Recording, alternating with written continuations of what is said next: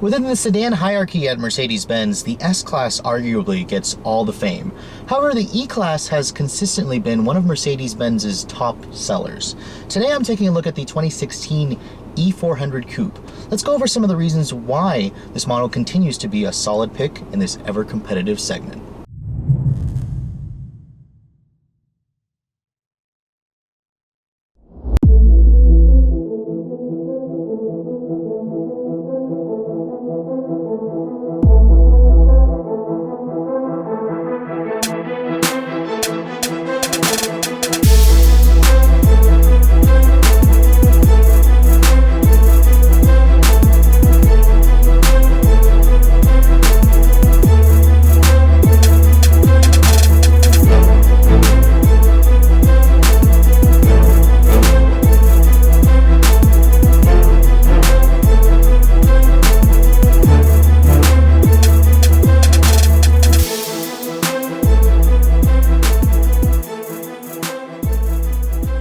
Now, the E-Class is a very important model for Mercedes. They've offered a vehicle in this size and price range since 1953. 40 years later, the company first introduced the E-Class name in 1993, and that was the first generation. Now, back then, E-Class actually stood for something. It stood for E-Spritzmotor, which is basically fuel injection in German. Excuse my butchery of pronouncing German. It's not a language that I'm good at. However, the E-Class is certainly a very hot car for Mercedes. There's a lot of loyal buyers that consistently buy an E-Class and then trade in their old ones for the new one when it comes out. Now, this current model that I'm sitting in is actually known as the W212 E-Class. It's actually the fourth generation of the midsize executive luxury sedan. Now, Mercedes is getting ready to replace this car. Expect to see an all-new fifth generation known as the W213 platform at the 2016 North American International Auto Show later in January. But until then, Mercedes has made some extensive updates to this car over the years, and this generation has been in production since 2010, so it is getting old. It is due for an update. However, even today, compared to new offerings from Audi, BMW, Lexus, the Mercedes-Benz E-Class still represents one of the top segments or top sales leaders in the segment. Now, the reason being, you can get this car in multiple different styles and engine configurations. There's actually 4 different body styles and 5 different engine choices available to buyers looking at the E-Class. You can get this car between sedan, coupe, cabriolet, and wagon. And then, of course, the engine choices range from a fuel-sipping 4-cylinder diesel to its potent gas-sucking 5.5-liter twin-turbo AMG model, which is, of course, a different video. Now, I'm showing you guys the E400 Coupe. This actually represents a nice middle ground. The 400 sports a new 3-liter twin-turbo V6 that Mercedes-Benz introduced on the new C-Class that I've showed you guys in my 2015 C400 review. Now, the E400 is a very nice middle ground. It represents a nice blend of power and efficiency, whereas the AMG model may be too much power, while the diesel may not be enough horsepower for some of you enthusiasts out there. Now, the Coupe is actually a different platform versus the sedan, if you can believe it. A lot of people don't realize this, but the Coupe is a lot smaller than the sedan. The overall length has been shrunken about 8 inches, and it's about 3 inches narrower because the Coupe and Cabriolet is actually based off the old 204 C-Class platform, which is the old Mercedes-Benz C-Class. But nevertheless, it still represents about 60% of the E-Class parts, even though it is built alongside the old C-Class at a different plant. You can see the front end of this car got an extensive update for 2014. Mercedes-Benz actually said they invested close to €1 billion when they heavily updated this car. It was known as the most significant refresh in the company's history of a vehicle. Now, a lot of people necessarily didn't always like the new look of this car. I think it looks great. The front end sports the traditional Mercedes-Benz styling elements. If you guys want the old-fashioned hood ornament, you can choose between a luxury model that's available on the sedan and wagon. This particular coupe does not come with the hood ornament. It only comes with this sport-oriented design. My particular tester has the sport package along with the illuminated star for about $550. You can see the headlights are also very controversy. My particular tester has the new full LED headlight option, which sports these 2 twin LED daytime running lights along with an LED turn signal. The headlights themselves are also adaptive, so it makes the front end look very premium. It definitely attracts a lot of stares. Now, looking around the side of the vehicle, you can see the coupe has a nice stance to it. It's about 185 inches long. It's about the size of a Audi A5 or BMW 4 Series, even though the E-Class is technically a step above, BMW and Audi don't offer a coupe version, a two-door version of their A6 or 5 Series, whereas the 6 Series is more in terms of a 7 Series, I'm sorry, an S-Class coupe competitor, and Audi's A7 is technically a 4-door sedan, even though it's supposed to look like a coupe. Now, looking at the back of the car, the vehicle also got a pretty extensive refresh, these LED taillights. I think the overall design of the E-Class has definitely aged well. It's more of a traditional looking sedan. It doesn't try to pretend to be something that it's not. And that's what I like about the E-Class. It's honesty. It doesn't try to blur what its mission is. This is a fancy premium luxury sedan that has a lot of repeat buyers. And overall, I think the proportions are nice. Certainly not the sportiest offering in the segment, but I do love the fact that Mercedes-Benz offers multiple different engines and body styles to choose from to cater to a specific buyer. Anyways, let's take a look at the interior and see how it's aged over the last 6 years in production. Now, with any vehicle sporting that coveted 3-pointed star badge, you expect an interior to be luxurious, accommodating, and warm. And the Mercedes-Benz E-Class certainly doesn't disappoint. You can see from the nice wood grain accents to these very comfortable leather bucket seats. The interior is very classy, very elegant. It does take you back in time in terms of the technology. I've shown you guys a new C-Class, and that has a much nicer looking infotainment display, where this one is a little bit smaller. This kind of represents yesterday's news for Mercedes interiors, but that's not necessarily a bad thing if you guys are a little bit more traditional. You'll like the cabin ambience of the E-Class. Now, stepping inside the coupe model, it is lower versus the sedan, and the roof's a little bit lower, so you do have to duck your head a little bit. Now, you can see here the cabin ambiance is very nice. I like the wood grain accents. You can take your pick between different styles of woods. The materials are all top grade. Now, here's the key for the vehicle. It actually does not come standard with push button start. You guys have to get the premium package in Mercedes-Benz fashion to get the push button start. Now, I showed you guys the CLA video where I mentioned that this button comes out if you don't want to have this button. So those of you who want to use a traditional key can take the button out and stick the key in the ignition and turn it like a traditional key. Or if you want to actually use your keyless go, this button, like I said, just fits right in this little slot, and all you have to do is put your foot on the brake and push the button to start the engine.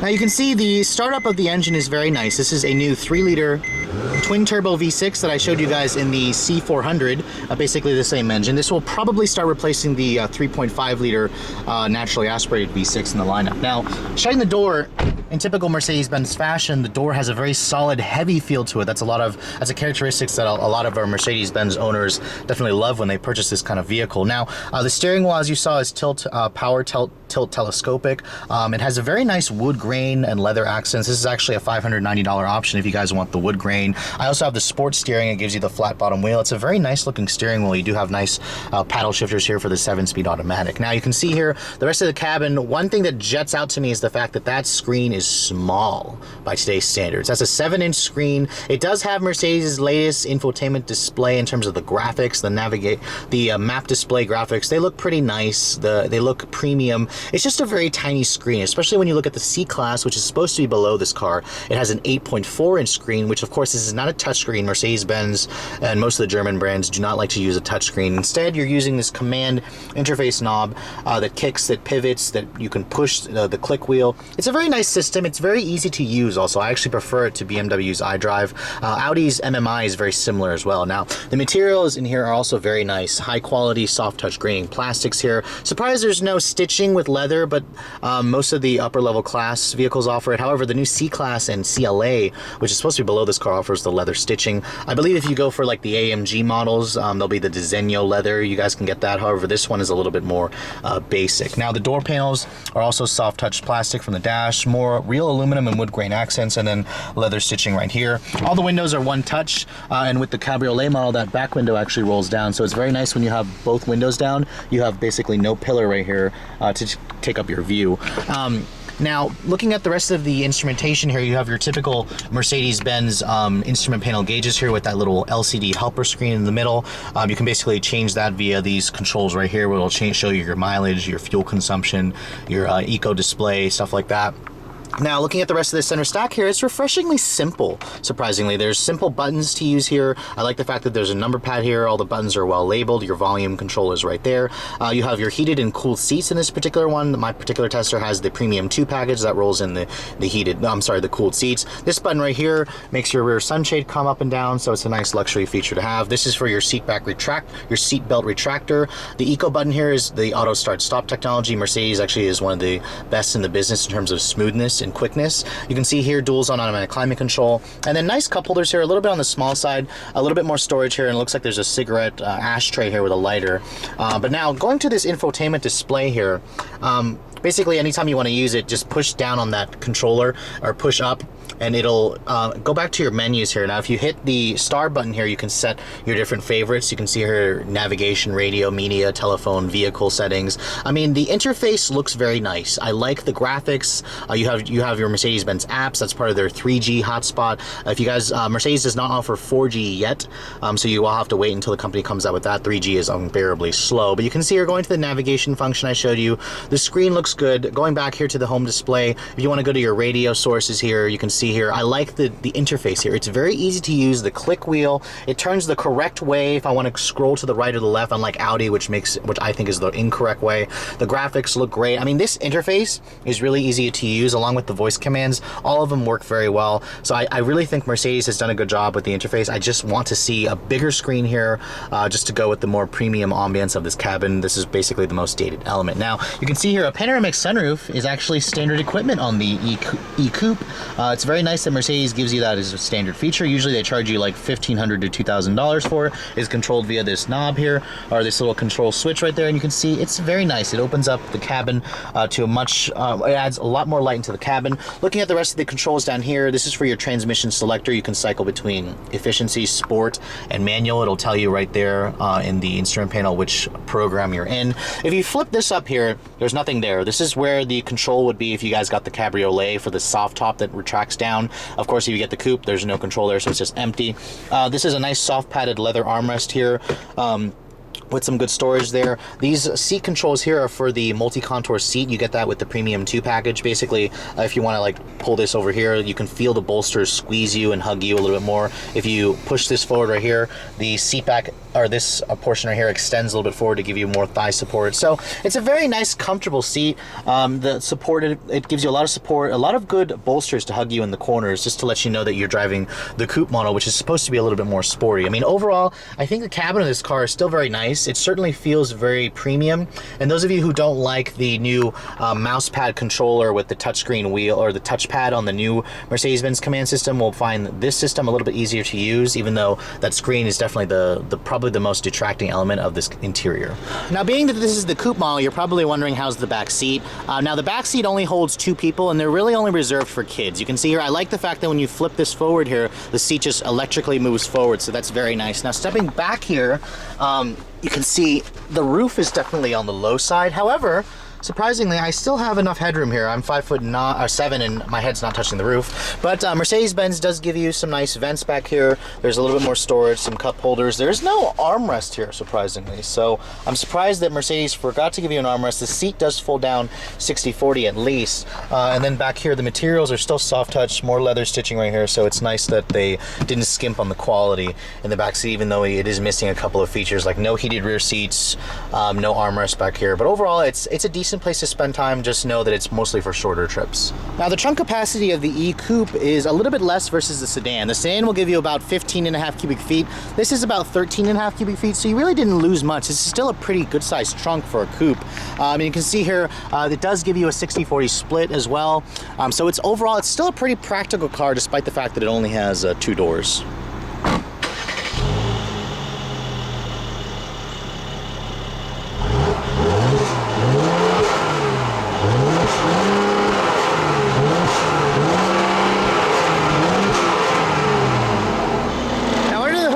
A new family of of engines for this E-Class. This is the 3-liter twin-turbo, or bi-turbo, what Mercedes likes to call it, V6 engine. This is probably going to start replacing the 3.5-liter motor in the other Mercedes products. However, in this application, it makes a nice amount of power, 329 horsepower and 354 pound-feet of torque. Like I said, it represents a nice middle ground of power and efficiency between the other engines in the lineup. Now, the Coupe actually only is available in the 400 and 550. This is the only E-Class model you can get a V8 that's not an AMG V8. All the sedan and the wagon have taken away the regular V8 for a non-AMG model, whereas if you want a V8 for those, you have to get the E63. Now, fuel economy is actually pretty impressive for an engine with this kind of power. It's rated at 20 in the city, 28 on the highway. My particular tester is the 4MATIC all-wheel drive model as opposed to rear-wheel drive.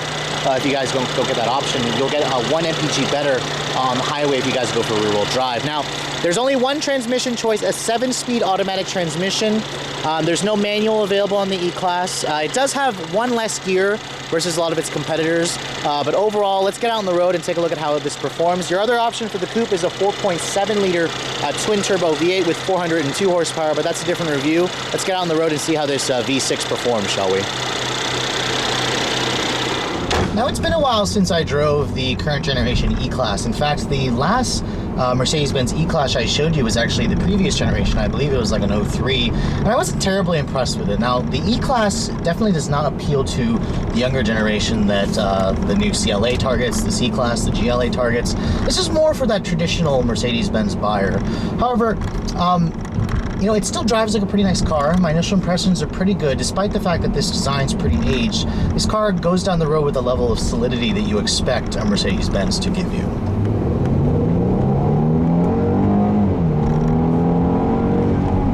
And when you put your foot down, that 3-liter bi-turbo V6 is certainly an excellent engine. It works extremely well in the C400, and in the E400 you can feel a little bit more weight. This car is not too terribly heavy, or is much heavier than the C-Class. However, the new C-Class certainly just has a new level of sportiness. This car going around these corners here doesn't feel as sporty, even though my particular tester has the $2,500 sport package. This car doesn't feel particularly athletic around corners. And yes, it's not fat, it's not terrible, but if you guys drive a BMW 4 Series and Audi S5 back-to-back, that will feel much more nimble around the corners. This car definitely is more of a luxury grand touring coupe. It has a very compliant ride, even though my particular tester has the sport package with these 18-inch wheels with low-profile tires. It rides very well. It soaks up the bumps very nicely. It's a very quiet cabin in here.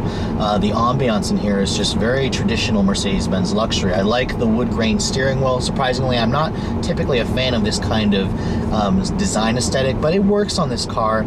It just takes you back in time, and it's very familiar for those of you who appreciate old school luxury, and that's basically what this current generation E-Class represents. If you guys are waiting for the new one and you prefer this kind of design aesthetic, you may be a little disappointed when the new E-Class comes out and has the newer design aesthetics of the current generation S and C-Class.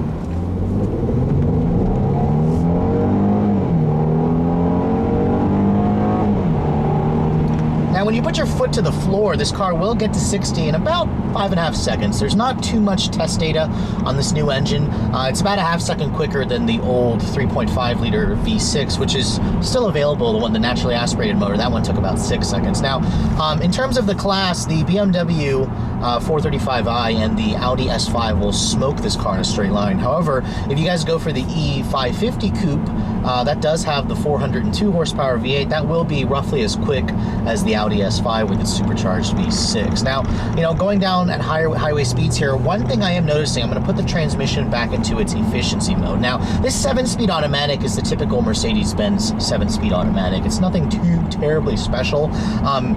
When it's in its efficiency mode, it seeks out its top gear. It revs nice and low. It's very quiet here at 55 miles an hour. It's just silent in here. It reminds you of a luxury car. However, when you put it into its sport mode, the transmission programming definitely gets more aggressive. It'll hold gears a little bit longer.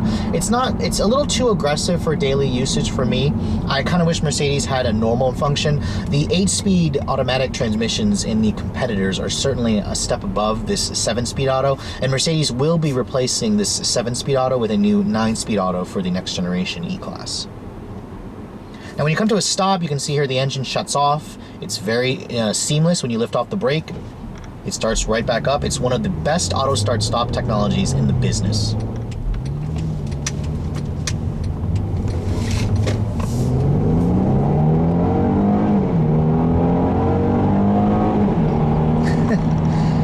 Even though this engine is a little too quiet for my taste, it's a wonderful motor. And you know, it's interesting because Mercedes just came out with this new V6, and they're actually going to be replacing this V6 next year when Mercedes says they're going to introduce a new family of straight six engines. That's why Mercedes is going back to a straight six for their 6-cylinder power plants as opposed to this V6. However, if you guys go for this engine, I wouldn't fault you. It's a wonderful engine, quiet, smooth, really fuel efficient as well. Now, coming to where this E-Class fits, like I said earlier in the video, this car it's definitely a weird vehicle because it's supposed to be the coupe version of the E-Class. The E-Class is a mid-size executive luxury sedan, but really, this car feels more like a C-Class when you go down the road. Now, the C-Class, you know, by all means, does not feel like a cheap Mercedes, not the way a CLA does, but it's just interesting to me because when this car first came out as a replacement for the CLK, a lot of people said it didn't feel like an E-Class. The sedan certainly has a much more solid presence to it when you go down the road, but this still feels about 60% there like an E-Class, where I do feel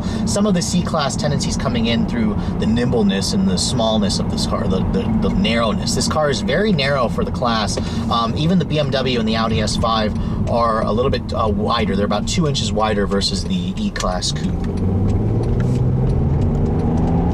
Now, the 4MATIC all-wheel drive system in this car is wonderful. It will put about 55% of the power to the back wheels just to preserve that rear drive feel. Now, if you guys are looking for the ultimate acceleration, you really got to go for the V8 or the AMG model, of course. That's what makes the E-Class so unique. It's really one of the only competitors to offer an E63S AMG in wagon form, and for me, that's the ultimate family mobile. That's a different review, though. I'll save that for another test drive. However, coming up to the conclusion of this review for this E-Class coupe, I have to say I'm pretty impressed with the E-Class. Even though this design is very old, I mean, it dates back to 2010, 6 years on the market is certainly a long time for competitors to surpass this. Now, if you guys are looking for the sportiest offering in the segment, Audi's A5, the Lexus GS, Cadillac CTS, those are all much sportier to drive than the E-Class. However, the E-Class offers a lot of things that a lot of buyers in this class are looking for. It offers prestige, it offers quality, it offers a feeling of solidity and premium feel that you really associate with this car. And regarding the price, that's basically where it's going to come down to for this segment, because you know a lot of people are very loyal in this segment, and E-Class buyers are a very loyal group. The E-Class, the current generation, the sedan, starts at about $52,000. It's right in line with most of its competitors.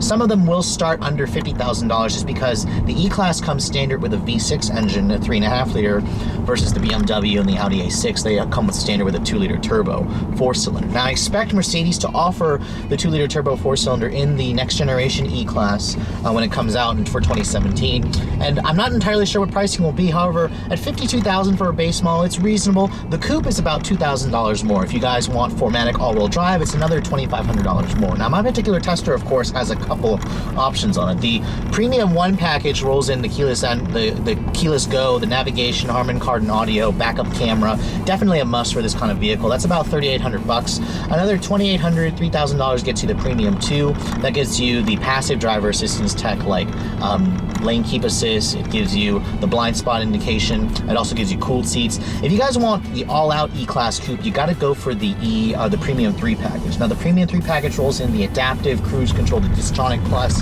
the automatic autonomous braking, the active lane keep assist where it'll steer you in the lane. That's another $4,000 on top of that. Now, you could price out this car to be just over $70,000, but my particular tester is about $66,000, which makes it more expensive versus the 4 Series, a 435i, or an S5 coupe.